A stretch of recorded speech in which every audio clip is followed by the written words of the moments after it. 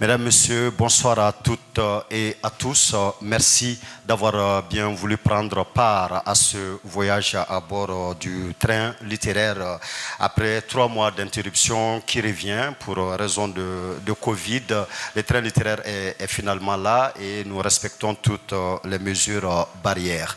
Aujourd'hui, le train va nous transporter dans ce grand et vaste monde de la formation professionnelle et des métiers en Afrique de l'Ouest de façon générale et en particulier au Niger. Avec notre auteur, nous allons chercher à répondre à des questions, à des interrogations que nous nous faisons. Alors, qui est donc notre conducteur du jour? Quel est son propre parcours dans ce domaine des métiers et de la formation professionnelle? Comment moderniser l'apprentissage des métiers chez nous? De quels atouts disposons-nous pour ce faire? Voici, entre autres questions auxquelles nous tenterons de trouver des éléments de réponse justement avec notre auteur qui est Monsieur Moumouni Mamoudou, que je vous demande d'ovationner, mesdames, messieurs. Merci. Monsieur Moumouni Mamoudou est né en 1959 à Namakoro, Niamey, au Niger. Il est doctorant en sciences de l'éducation à l'université Paul Valéry, Montpellier 3, avec le sujet de thèse Contribution à la modernisation de l'apprentissage des métiers au Niger, cas des expériences pilotes. Il étudia à l'école normale supérieure de Koudougou, au Burkina Faso, d'octobre 1999 à décembre 2002, conseiller et inspecteur de l'enseignement et de la formation professionnelle et technique, option électrotechnique. Il est enseignant au centre de formation et de perfectionnement professionnel de Niamey de 1984 à 1989, où il fut un ancien élève, promotion 1976-1980. Ancien délégué général du service national de participation, ancien secrétaire général de la présidence justement du Niger du 18 mars 2010 au 25 mai 2018. Il est en ce jour ambassadeur du Niger au Mali et en Guinée. Une fois de plus, un tonnerre d'applaudissements pour notre invité. 4 années d'existence au mois de juillet et habituellement, c'est une émission mensuelle qui se fait tous les derniers jeudis du mois. Mais exceptionnellement, nous recevons M. Moumouni ces premiers jeudis du mois de juin. Pour raison de Covid, nos programmes avaient été bousculés, dérangés, mais nous reprenons. Donc, le dernier jeudi du mois de juin, un autre train va démarrer à partir de la gare ici. En un premier temps, c'était une rencontre, une sorte de club de lettres, et des échanges avec les auteurs sans relais médiatique. Par la suite, nous avons mis le programme sur la radio Djoliba.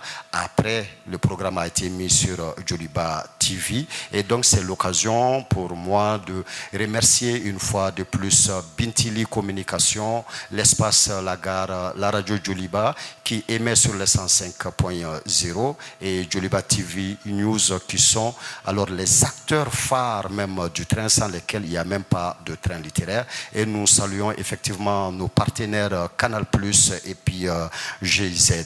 Merci une fois de plus à vous, venus nombreux et en respectant justement les barrières, les mesures barrières. Merci une fois de plus. Monsieur Moumouni, alors en lisant ces bouquins, Contribution à la modernisation de l'apprentissage des métiers au Niger, j'ai senti à travers vos écrits un homme hyper passionné par tout ce qui est métier, apprentissage des métiers et formation professionnelle. Alors d'où vous vient cette passion-là? Merci. Et donc, la formation professionnelle, c'est toute ma vie. Comme vous avez dû remarquer, j'étais de la promotion 76, donc d'un centre de formation professionnelle et technique. Et depuis lors, je n'ai pas quitté la formation professionnelle, même si j'ai eu par hasard à occuper des postes par-ci, par-là. Et la formation professionnelle est devenue une passion. J'ai choisi d'être donc dans l'enseignement technique, appris plus tard encadreur, parce que j'ai compris très tôt que nos pays ne pourront pas se développer sans formation professionnelle. Le grand problème que nous avons au sud du Sahara, donc les pays francophones d'Afrique de l'Ouest principalement, Et au démarrage donc des indépendances, les gens avaient développé très rapidement ce qu'on appelait les écoles de col blanc, les ENA. Et tout ce qui est métier était répugnant. On le retrouve d'ailleurs plus tard dans le livre, comme perception, quand on va arriver ça, de notre source qui est la France, où également la formation professionnelle était aussi marginale jusqu'à des années récentes. Donc, pour me résumer, la formation professionnelle, j'ai toujours été dans la formation professionnelle. Même quand j'étais secrétaire général de la présidence, j'ai donné mes cours, j'inspectais encore et je faisais partie du groupe de la formation des formateurs. Merci. Et ce livre est une contribution à la modernisation de l'apprentissage des métiers au Niger et on peut même dire de façon générale en Afrique de l'Ouest. Mais qu'est-ce que vous entendez par modernisation des métiers, de l'apprentissage des métiers? Très bien. Et les métiers en Afrique ont toujours existé. Depuis la préhistoire, chaque communauté, comme vous le savez, a essayé quand même d'organiser sa vie, la façon de s'habiller, la façon de faire des cueillettes, comme si on prend la préhistoire. Bref, jusqu'à de nos jours, avant l'avènement quand même de la colonisation, nous avons des métiers traditionnels comme le tissage, comme la forge, comme la poterie. Ce n'est pas des métiers qui ont été donc inventés quand même et amenés par la colonisation. Plus tard, avec la colonisation, certains métiers donc sont arrivés pour véhiculer, pour soutenir l'économie coloniale, qui sont aujourd'hui ces métiers modernes dont l'électrotechnique qui est ma propre branche, où tout le monde pouvait le faire, la maçonnerie, la mécanique. Donc la formation a toujours été une préoccupation et le métier a toujours existé. Maintenant, la moderniser, oui. Quand vous prenez l'histoire de tous les grands pays, tous les pays qui sont industrialisés aujourd'hui ont été des pays agricoles. Et aujourd'hui, on a l'impression, après 60 ans, que nos pays pensent qu'ils peuvent se développer en faisant fi de ce vaste champ et qui est le secteur de l'artisanat. Vous allez regarder dans le livre, et je n'ai pas le Mali, et je connais un peu tous les systèmes éducatifs, et au Mali également, vous trouverez 80% à 85% de nos populations pratiquent d'une manière ou d'une autre, en milieu rural comme urbain, l'artisanat. Parce que quand on parle de moderniser, c'est de moderniser l'artisanat. Lorsque vous allez apprendre à être un forgeron ou un tailleur, vous savez très bien que vous pouvez passer de 8 à 12 ans sans arriver quand même à être un bon tailleur. En les ramenant dans un contexte scolaire, on peut les faire en 1 an, 6 mois ou 3 ans selon le cursus et les valoriser avec une certification ou des diplômes. Donc en 2006, j'ai été recruté par le BIT, le Bureau international du travail, pour m'occuper de la modernisation parce qu'on est arrivé à un point critique où il faut absolument ne plus laisser l'artisanat du Niger à la traîne avec des gens qui ne sont pas partis à l'école ou qui ont un très petit niveau, tandis que des pays comme les pays du Maghreb, à travers l'artisanat, tirent beaucoup de ressources comme le tourisme.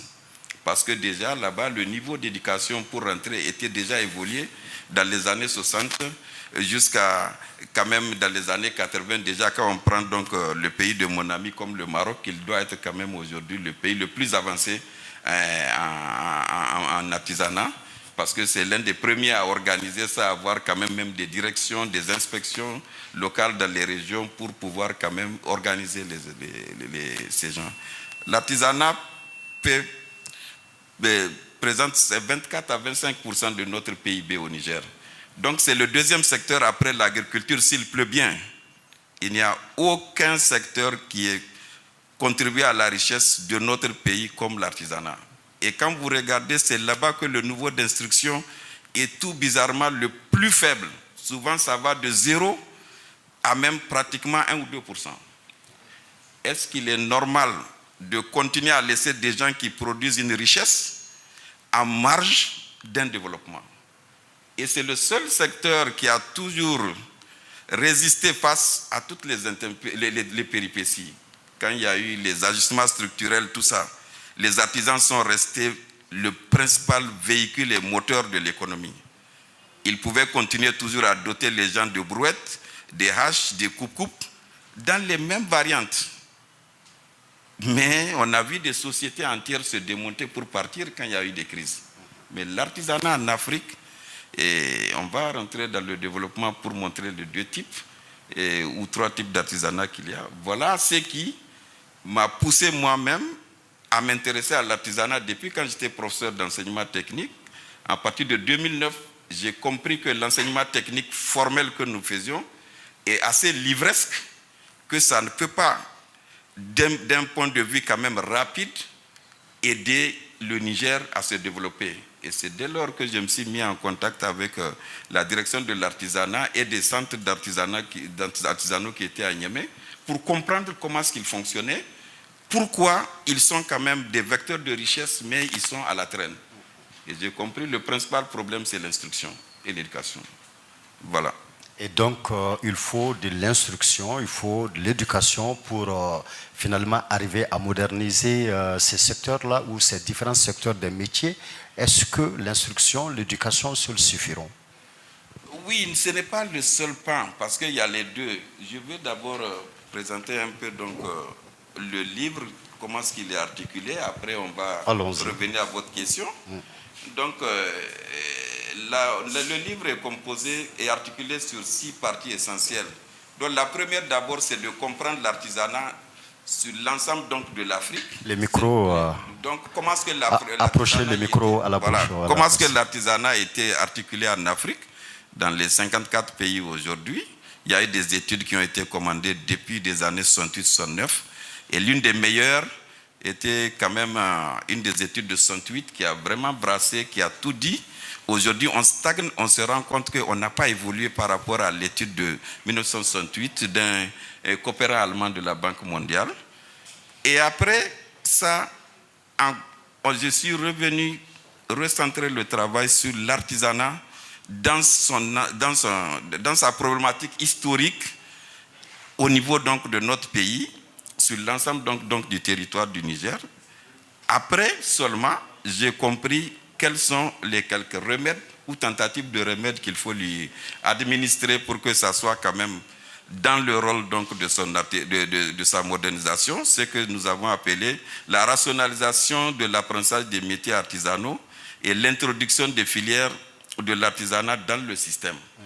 Parce que quoi qu'on dise, tant qu'on ne ramène pas l'artisanat, et c'est ça le grand débat qui fait partir quand même de mes recherches, où je propose à l'État du Niger de réintégrer l'artisanat dans le système éducatif du Niger. Comment, pourquoi, on va le voir dans le livre.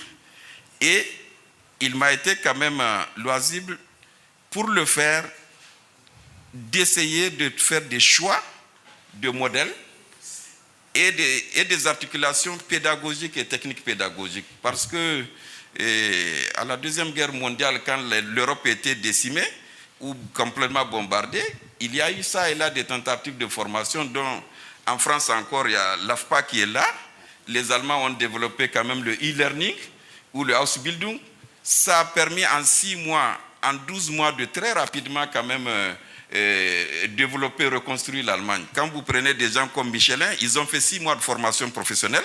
Quand vous prenez comme des gens comme Grundig, qui est l'Allemand qui a fait l'un des meilleurs radios, d'un des meilleurs postes radio aujourd'hui, Grundig n'a fait que 6 mois de formation. Michelin également, et il y en a beaucoup.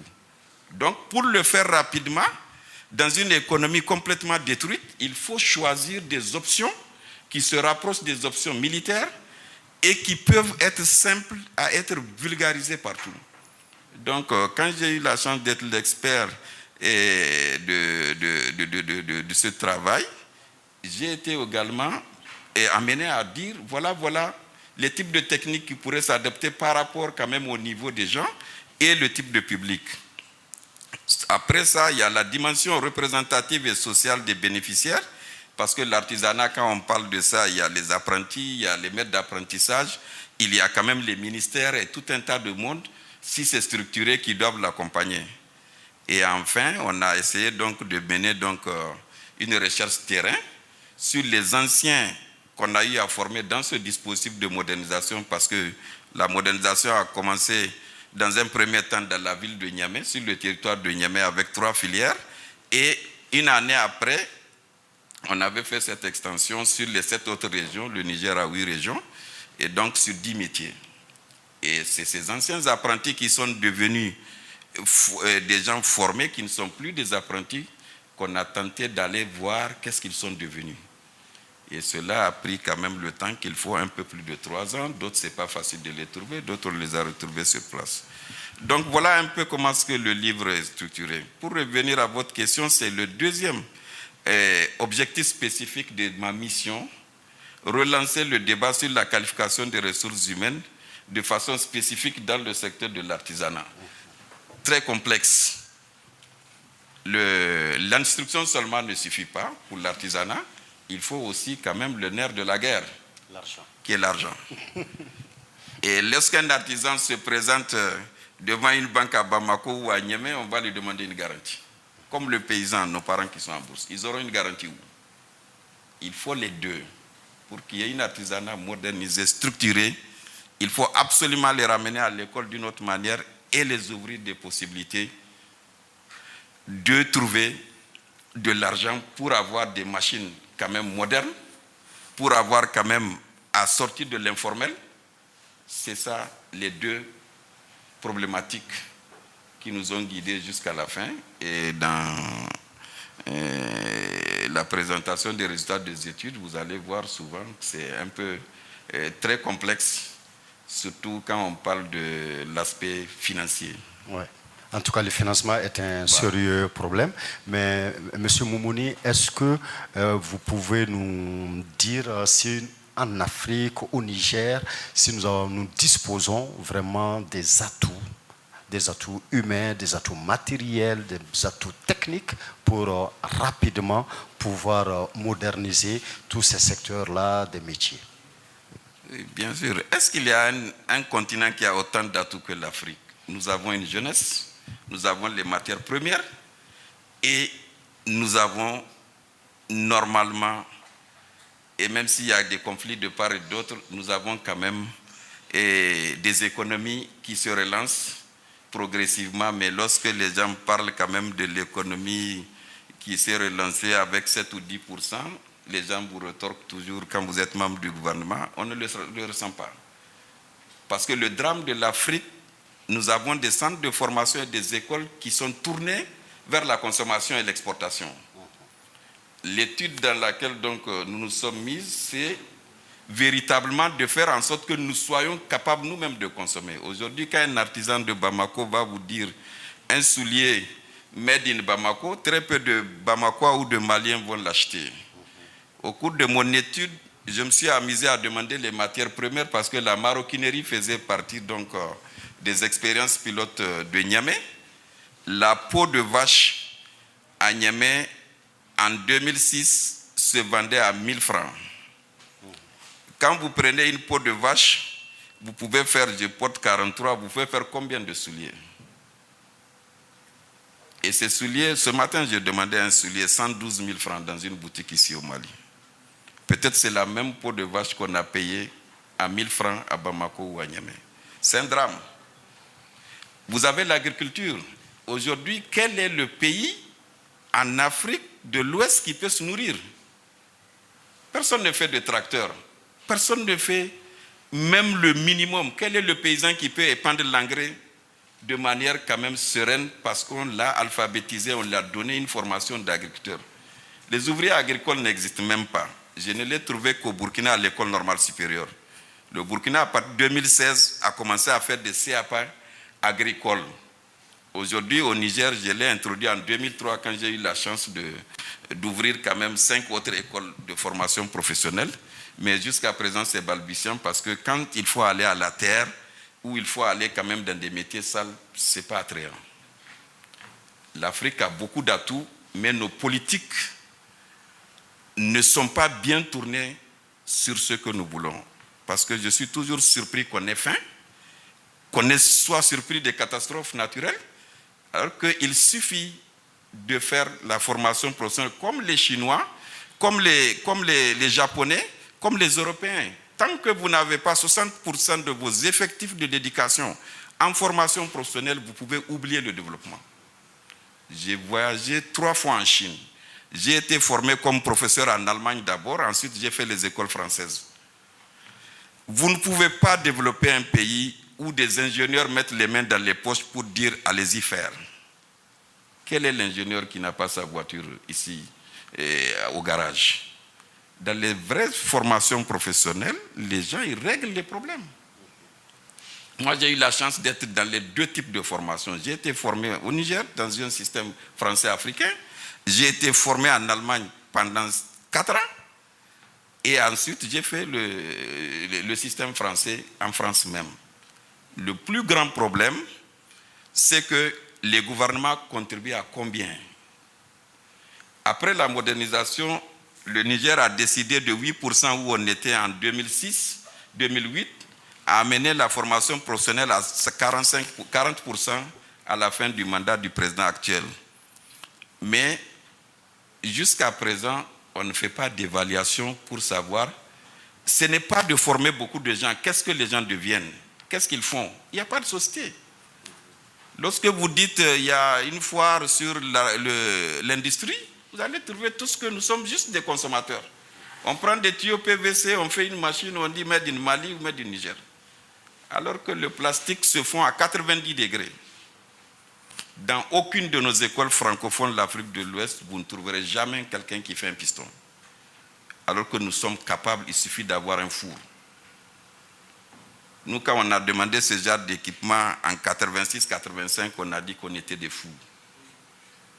Mon premier prix que j'ai eu est daté le premier salon d'invention de l'innovation en 89. Ça n'a rien servi parce que je n'avais même pas eu l'argent pour breveter mes œuvres. Vous ne pouvez pas développer les pays tant qu'on ne ramène pas la recherche appliquée dans les écoles professionnelles et la recherche pure, qu'il soit accompagné par les universités. Voilà le mal où aujourd'hui vous allez trouver quand on vous dit que quelqu'un est allé hier ou bien ceci, cela. Il sort, il devient lui aussi l'ivresse. La plupart de nos agronomes et de nos vétérinaires sont dans les bureaux. C'est plus payant d'attendre qu'il y ait un projet qui s'ouvre pour aller. Mais il est plus difficile d'aller chez soi élever des animaux ou des poules. Parce que l'école sale ou des métiers sales, ce n'est pas du tout valorisé. Les Français avaient eu le même problème quand, à un moment donné, le BEP qu'on a créé, qui n'existe nulle part qu'en France ou dans nos pays, n'était qu'un système de régulation des flux éducatifs. Il n'y a nulle part de BEP si ce n'est pas dans nos pays ou en France. Ce qui intéresse les hommes, c'est combien de pourcents d'instruits on a dans nos pays. Mais à l'intérieur de ça, on a quoi?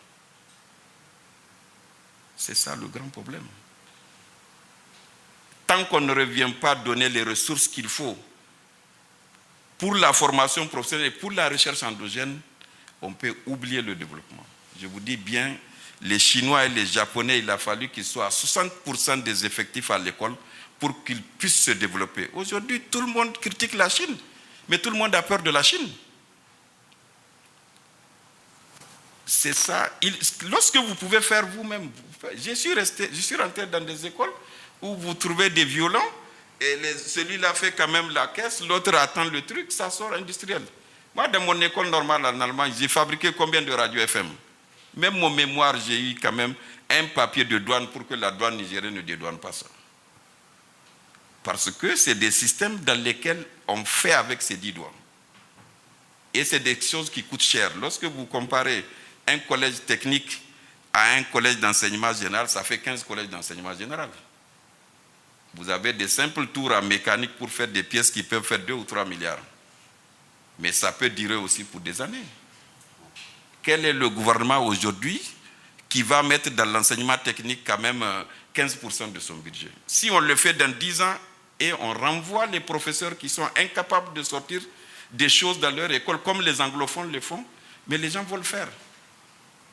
Une digression, en 92, j'ai été en mission au Kenya pour le service national donc, de participation.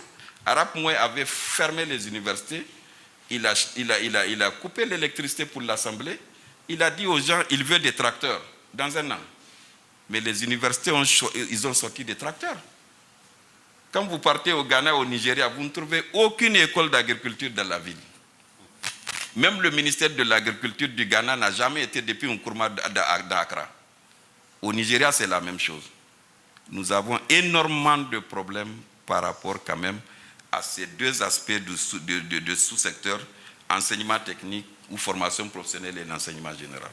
D'accord. Voilà. Maintenant, quelle que soit la formation reçue, quel que soit l'exercice qu'on en fait, on est quand même condamné quelque part à produire. Maintenant, que va-t-il se passer lorsque ce qui est produit n'est pas consommé dans le marché local? Alors, pourquoi nous ne sommes pas consommateurs de ce que nous produisons selon vous-même? Mais l'éducation, c'est quand même le truc le plus dangereux. Quelqu'un avait dit, pour que vous puissiez vaincre un État, ce n'est pas la peine de faire la guerre, il suffit de détruire son système éducatif, c'est mental. Je peux prendre un tissu, les bavettes que vous avez, je mets tout de suite made in France ou made in Germany, les gens vont le payer sur la même table à 200 francs, et ça, tu mets made in Mali, les gens ne vont pas payer.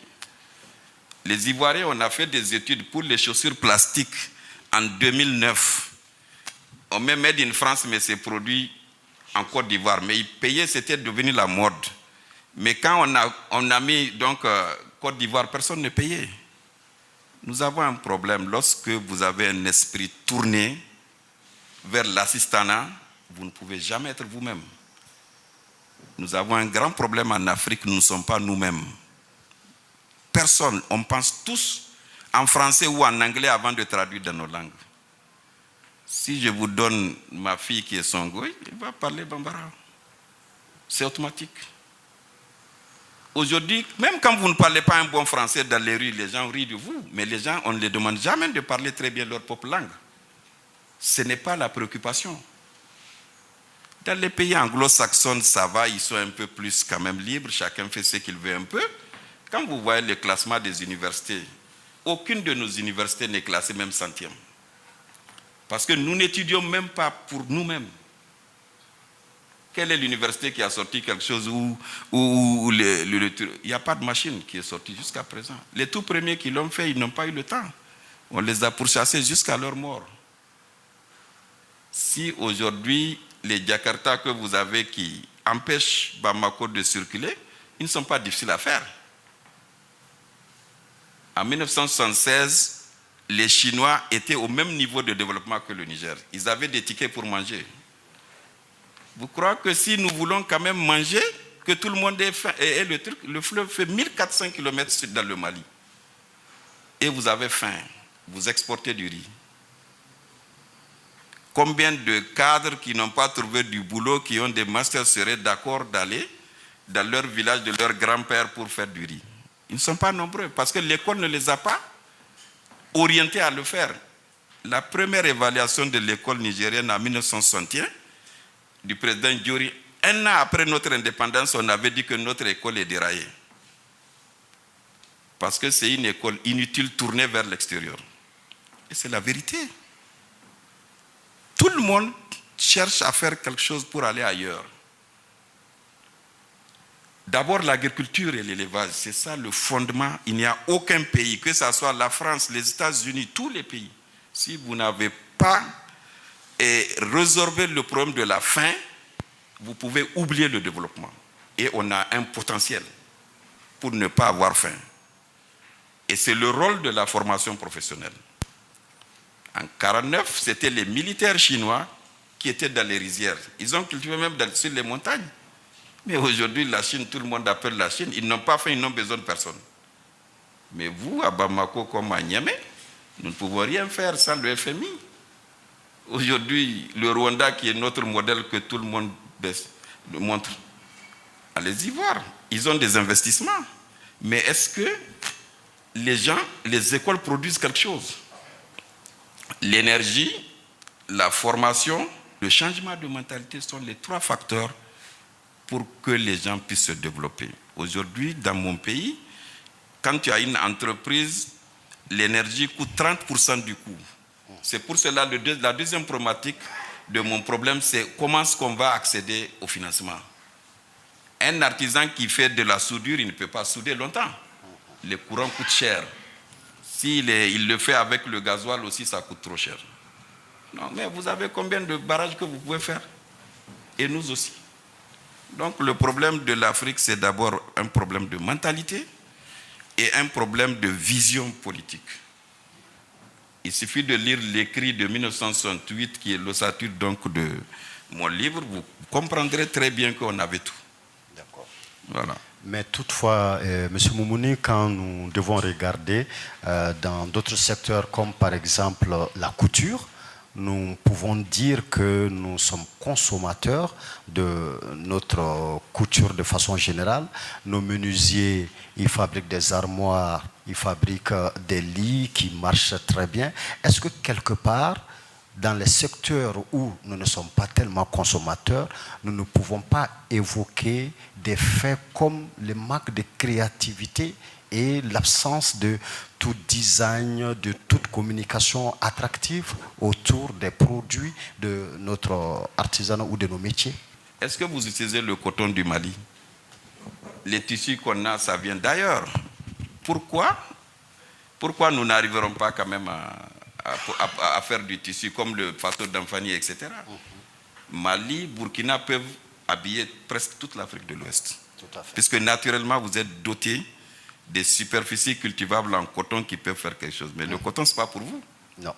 Une tonne de coton, l'année dernière, c'était autour de 110 francs ou 210. Cette année, les gens disent qu'ils ne cultiveront pas. Et combien de tonnes de coton tu vas vendre pour payer un complet à ton fils qui rentre à l'école? Voilà la problématique. D'accord. Merci, Monsieur Moumouni. Avant de continuer avec vous, mesdames, messieurs, le train littéraire est un voyage qui habituellement se fait en 3 étapes. La première étape, c'est justement celle qui est en cours, l'entretien plateau avec l'invité. Viendra la seconde partie où c'est le public aussi qui a des contributions à faire, qui a des questions à poser à l'auteur. Et la troisième partie, habituellement, c'est un cocktail, mais Covid oblige, nous allons devoir nous passer de cette troisième étape tant qu'il y a Covid-19 en cours. Donc nous allons passer à cette deuxième étape du voyage. Je voudrais bien sûr remercier Son Excellence, Monsieur l'Ambassadeur, donc, pour le partage de son expertise dans ce domaine. Et je voudrais dire ou je souhaiterais que dans l'avenir, il pourra, Inch'Allah, faire un autre livre pour partager son expérience dans le domaine diplomatique, étant un ambassadeur qui compte beaucoup au sein de la communauté diplomatique. Autre chose, je voudrais le féliciter pour la qualité de l'exposé et la qualité de la recherche que j'ai eu le privilège de survoler. Et c'est vrai que la formation professionnelle s'est imposée depuis plusieurs années. Et l'auteur a eu raison de le souligner. Et je voudrais dire concernant notre expérience, en 2 mots seulement, que ça a commencé globalement vers les années 80. Et depuis, ça n'a cessé d'évoluer dans le bon sens. Et aujourd'hui, nous sommes même en train de créer des cités de formation professionnelle et des compétences. C'est des cités que nous sommes en train de construire dans les 12 régions du royaume. Et c'est vraiment des cités donc, qui s'ouvrent à toutes les compétences dans le domaine de la formation professionnelle. Et ça va de l'artisanat, comme disait l'auteur, jusqu'à l'aéronautique, parce que le savoir n'a pas de limite. Et dernière chose, je pense que, comme vous l'avez souligné, monsieur l'animateur et l'auteur, nous avons besoin de revoir un peu le design, de revoir un peu les motifs, de revoir la qualité et d'essayer un peu de mettre nos produits dans un cadre, comme on dit, bancable, sans que ça perde la valeur artistique et sans qu'on touche à notre patrimoine culturel très riche et varié. Moi, je pense que le problème se pose à ce niveau-là. Mais nous aimons tous notre artisanat et nous y voyons vraiment un véhicule extraordinaire de notre histoire, de nos valeurs communes et de tout ce que nous partageons dans la société. Et moi, quand je suis arrivé au Mali, le premier week-end, j'étais à l'artisanat ici. Et j'étais agréablement surpris encore de voir que cet artisanat permet de faire un voyage au Mali et même un voyage à travers l'histoire du Mali. Ça, c'est une bonne chose, mais peut-être ce qui est souhaitable dans tous nos pays, c'est que nous arrivions à mieux commercialiser, à mieux valoriser ce que nous produisons. Et je crois, moi j'ai la conviction que nos populations, nos peuples sont en train de consommer de plus en plus les produits locaux d'artisanat. Et je crois que l'essentiel, parce que par exemple, si vous faites le marché aujourd'hui au Mali, il y a peu d'étrangers, ce sont les Maliens qui achètent. Et chez nous, la même chose. Donc, on a quand même de plus en plus l'espoir de voir nos propres citoyens valoriser ce que nous produisons. C'est important sur le plan culturel, important sur le plan économique, important aussi pour l'image du pays. L'artisanat, c'est quand même des produits qui voyagent à travers le monde.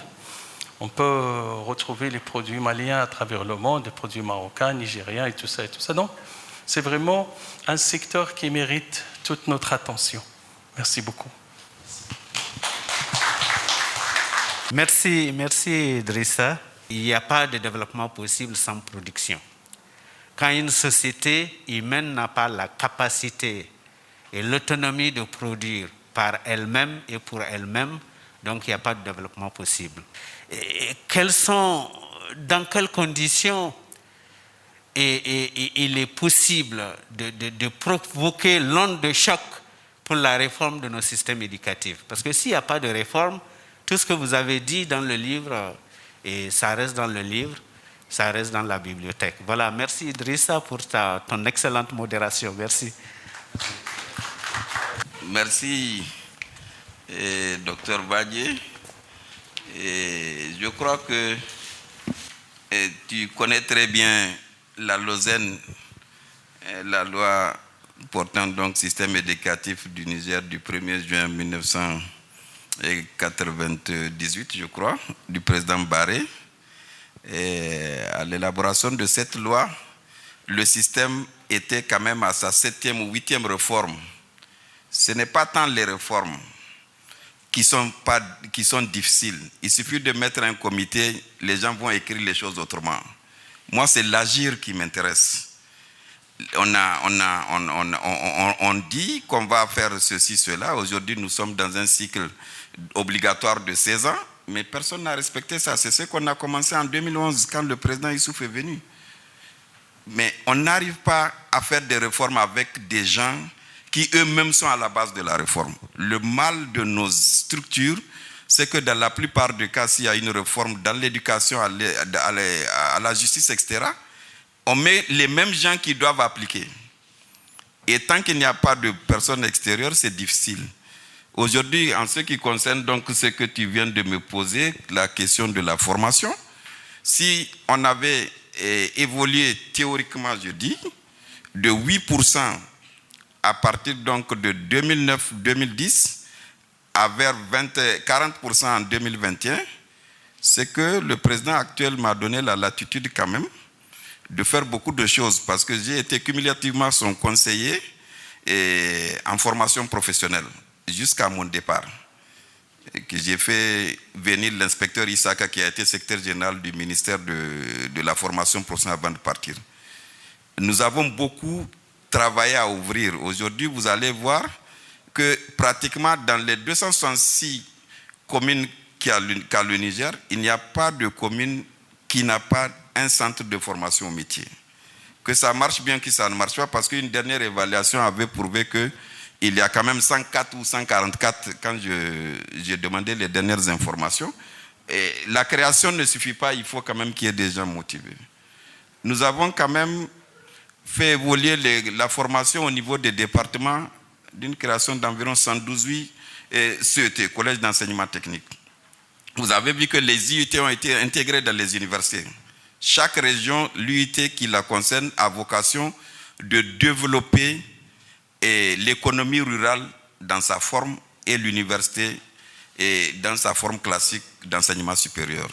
Donc toutes ces choses, nous avons quand même apporté notre propre concours.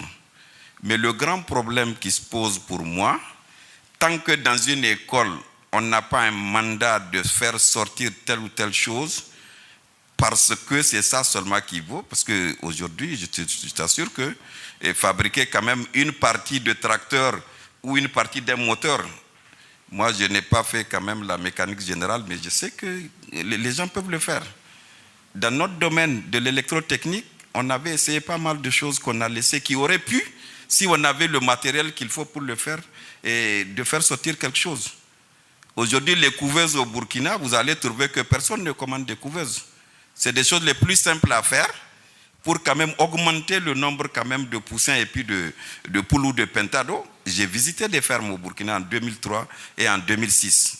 Parce que là-bas, il a fallu que le gouvernement du Burkina mette 35 milliards pour la production de la volaille et des petits ruminants.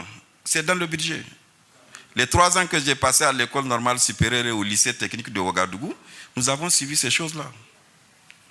Au Burkina, jusqu'à maintenant où je vous parle, les 8 langues nationales les plus parlées sont dans le bac.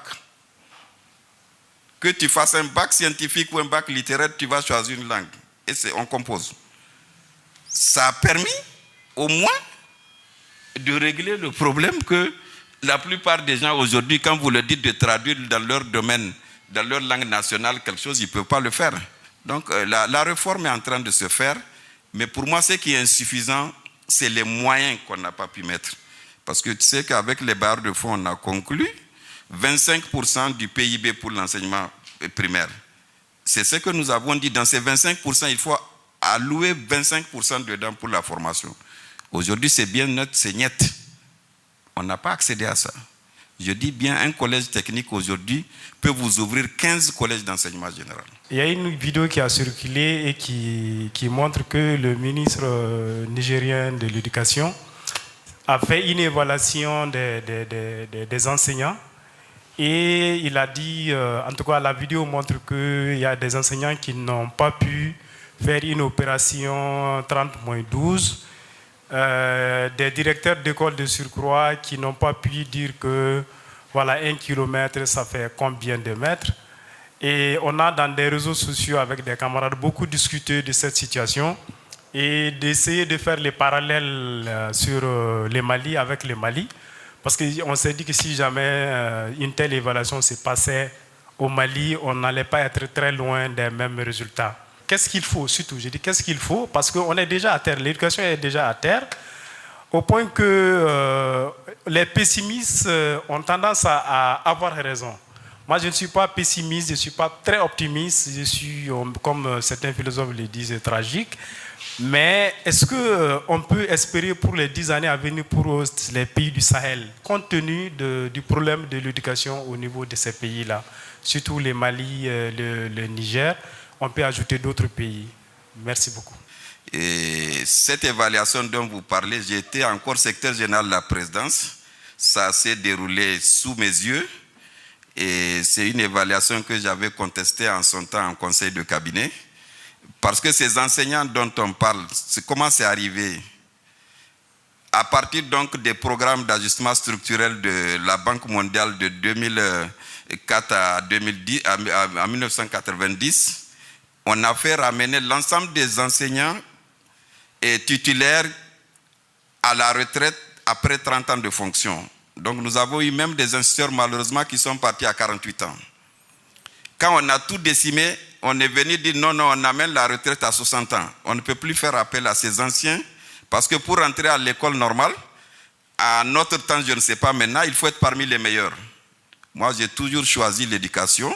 J'ai été le deuxième de ma promotion et quand je faisais donc mon BEP pour être choisi pour aller apprendre le métier.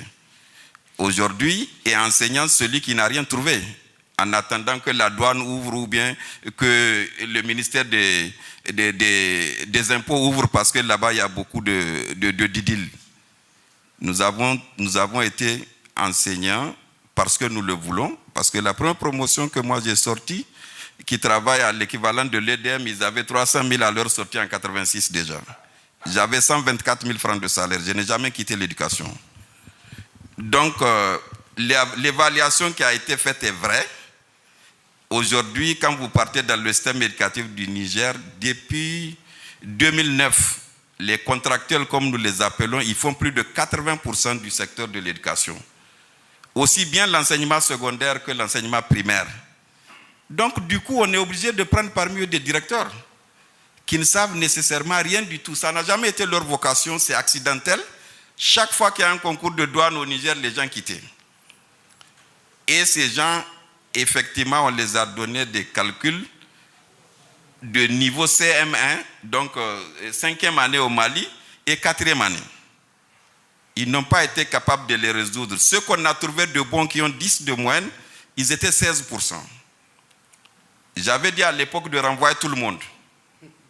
Parce que les 16% qui vont enseigner des élèves en 7e année, qui n'ont que 10 de moyenne, sur ce que vous avez dit est vrai.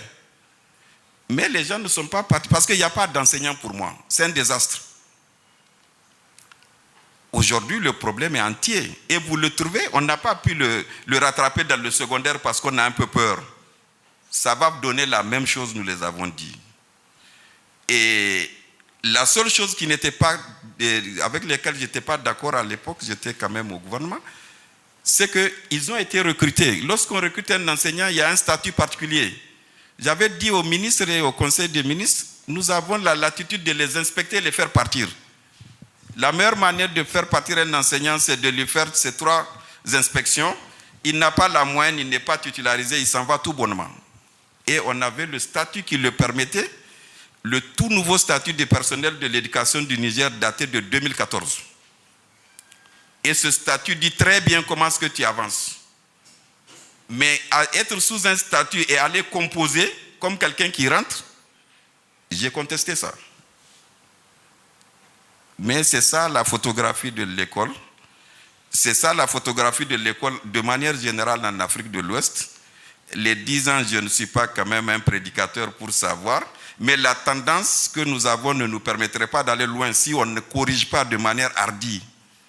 Parce que pour moi, celui qui a 10 de moyenne sur un devoir de 4e année, 5e année, je le renvoie. Il ne peut pas aller dans une école. Pour enseigner, il faut savoir. N'est pas enseignant qui veut parce qu'on a une occasion à faire. Donc, véritablement, si la tendance continue de politiser l'éducation, peut-être à un moment donné, on va enseigner les gens en Bambara et puis en Hausa ou en Soraï.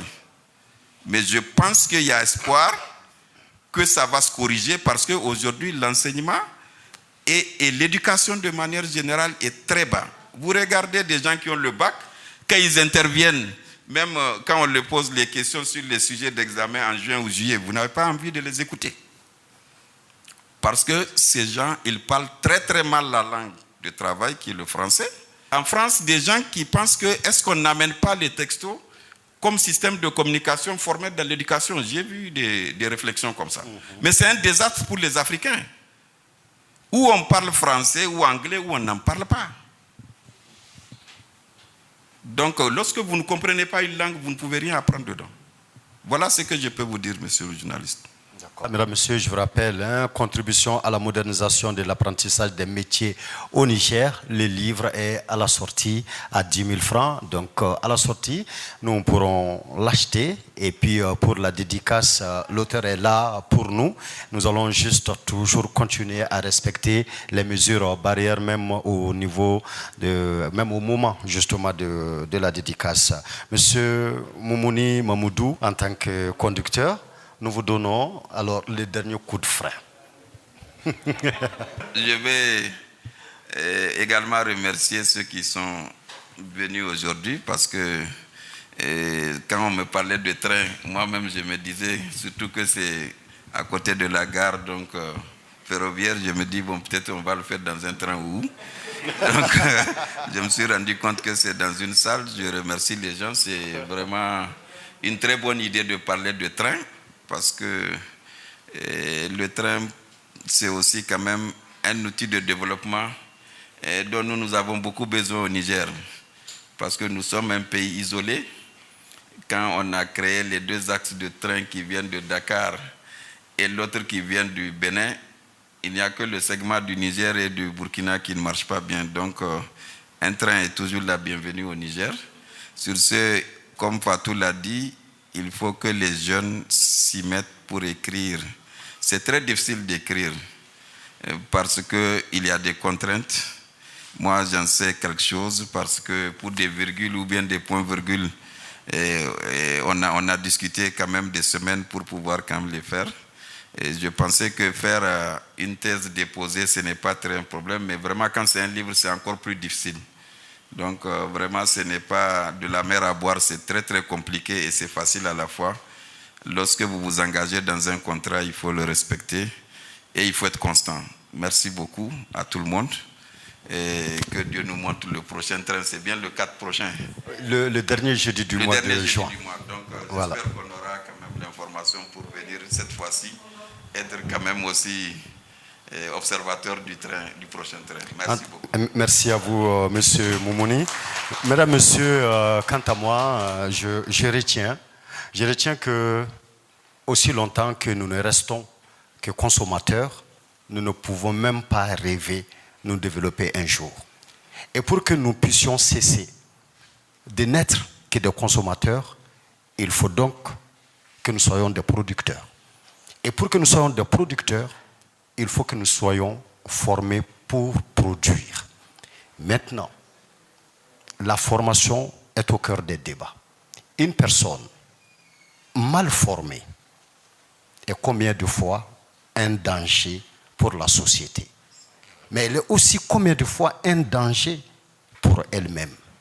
Donc, continuons de réfléchir, pensons ensemble, agissons ensemble pour que ici, sur le continent africain, nous puissions produire par nous-mêmes, consommer par nous-mêmes et par là nous développer. Nous nous donnons rendez-vous lors d'un prochain train littéraire. Merci à toutes et à tous d'être venus. Au revoir.